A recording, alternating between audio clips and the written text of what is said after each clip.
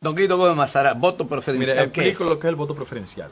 Como su nombre lo dice, es el derecho a que los electores prefieran en un cuerpo de propuestas y de aspirantes a quien entiendan que mejor los representan.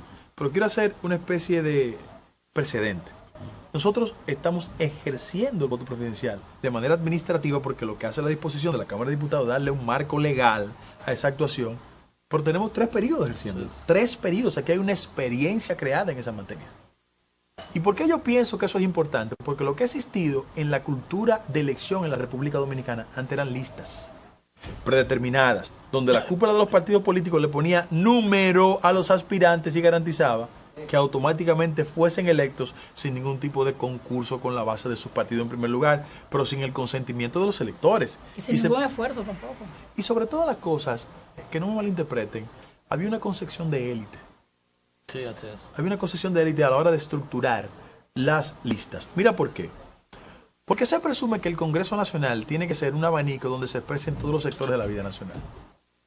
Y aunque la calidad de muchos congresistas no es la mejor, los partidos políticos tienen mecanismos de cómo incrementar esa calidad. Hay diputados nacionales. Exactamente. Hay diputados nacionales, que es una fórmula de compensar ese déficit. Pero ahí va, exactamente cuando se le dio la oportunidad a las cúpulas partidarias de seleccionar quienes ellos proponían a las diputaciones nacionales, ¿a quienes eligieron? Claro. ¿A quienes eligieron? Carlos Gabriel y a los sin nombre. No. Exponente de las élites. Exponente de las élites. Entonces, Sí. eso pasa con la Ustedes lo diputación hicieron con Guadalupe Valdés. Con Guadalupe Valdés. Y en el caso particular de Ramés Camacho, que también es, bueno, amigo mío, pero de la cúpula, del comité político. Claro. Y a Rico se lo dieron por compensación.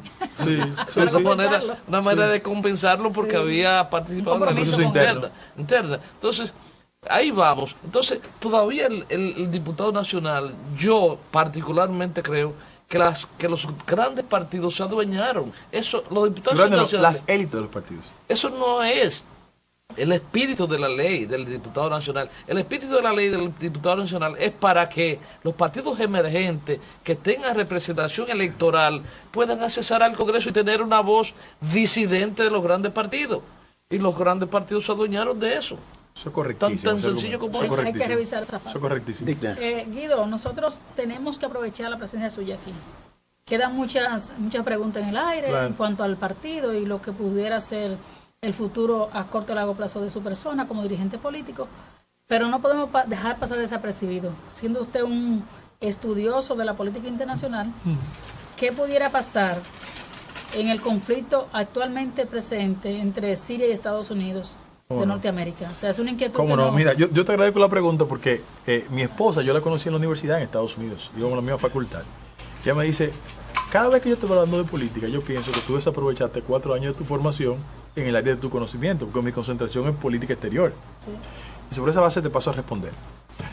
Yo quiero comenzar argumentando con el mismo planteamiento que me hizo don Ercilio respecto al voto preferencial. A la gente hay que explicarle qué es lo que es Siria. Mira, Siria no es otra cosa que un país que está colocado en Medio Oriente Próximo, en primer lugar, y que genera una especie de conflicto en la actualidad por un acontecimiento que se comenzó a desarrollar en el año 2010.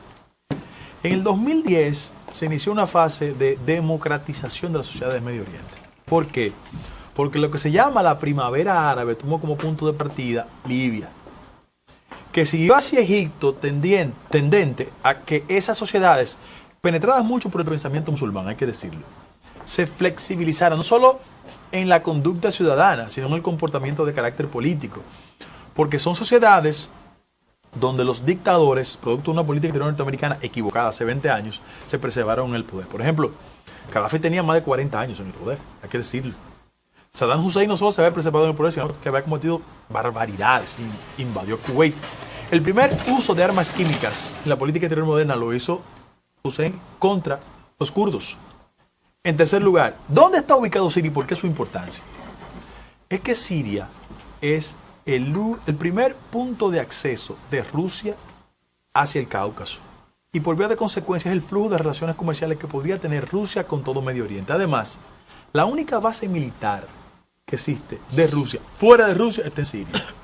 ¿Cuál es el conflicto interno desde el punto de vista político? Bashar al-Assad es la cabeza visible de lo que se llama el movimiento socialista sirio, que es una combinación de una corriente étnico-religiosa que se llama los alawis, que son los contrarios a los sunitas, que es el punto de mayor radicalismo en el pensamiento. Son sunitas chiitas sunitas. Entonces, sobre esa base, ¿qué ha pasado? Que Bashar al-Assad ocupa la presidencia en el año 2000. ¿Por qué? Porque su padre, en el año 1960, cuando Siria era una provincia egipcia, había un coronel muy famoso en la década de los 60, el coronel Nasser, que inició un proceso revolucionario y avanzó con sus tropas egipcias hacia Israel, y en ese proceso Siria se independiza. Siria no tiene una importancia desde el punto de vista del petróleo. Sí tiene muchos recursos naturales. Pero ¿cuál es el problema?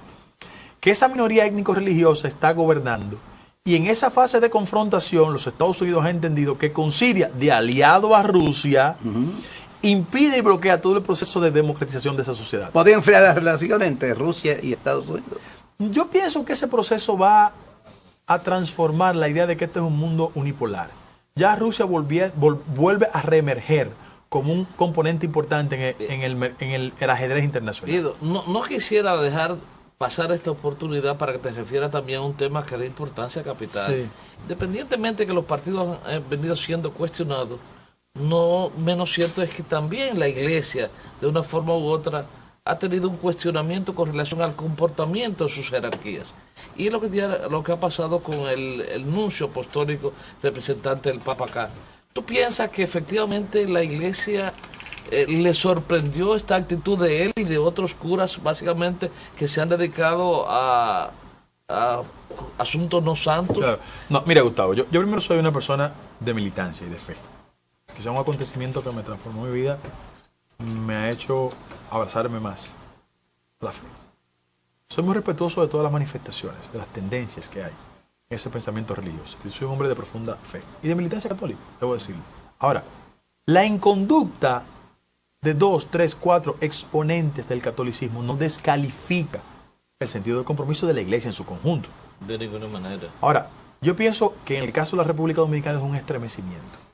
Y yo aplaudo a que mi Iglesia haya asumido una postura responsable, muy responsable. El cardenal fue el primero en que denunció eso ante el Vaticano. No, y además ha colocado en los medios de comunicación su postura institucional al respecto, diciendo que va a ser el mejor aliado de cualquier proceso judicial donde se encaucen a esos... Tú abogas por un proceso claro, de extradición. Claro, será extraditado para acá. Lo primero es que tiene que haber una condena para después iniciarse la fase. Pero hay que solicitarlo. No, claro que sí. Bueno, realmente el tiempo ha finalizado, algo muy lamentable, porque para hacer un programa con Guido Gómez Mazara, y lo digo no en ánimo de halagarlo, sino porque el pueblo sabe cuál es su capacidad analítica en el plano nacional e internacional, cualquier programa de televisión, cualquier medio informativo, pues se honra teniendo a un Guido Gómez Mazara. Y sobre todo los que lo queremos y admiramos, en el caso mío, que tengo un compromiso con la memoria de su padre, porque hasta luché junto a él. Ha llovido. Ha llovido mucho. Para nosotros ha sido un placer tenerlo en el día de hoy aquí. Esperamos que no transcurran muchos meses o semanas, en fin, sin que usted nos honre con su presencia, porque la voz suya sirve para orientar, para educar, para concientizar al pueblo, que es justamente lo que necesita en estos momentos. Y nos da la oportunidad de consensuar. Consensuar. Gracias, Guido Gómez Mazara. Un saludo a Carmen. Gracias a los tres. Bueno, hasta la próxima. Voy a pescar para dividir, luego al arribar quiero llevar este canto amigo a quien lo pudiera necesitar.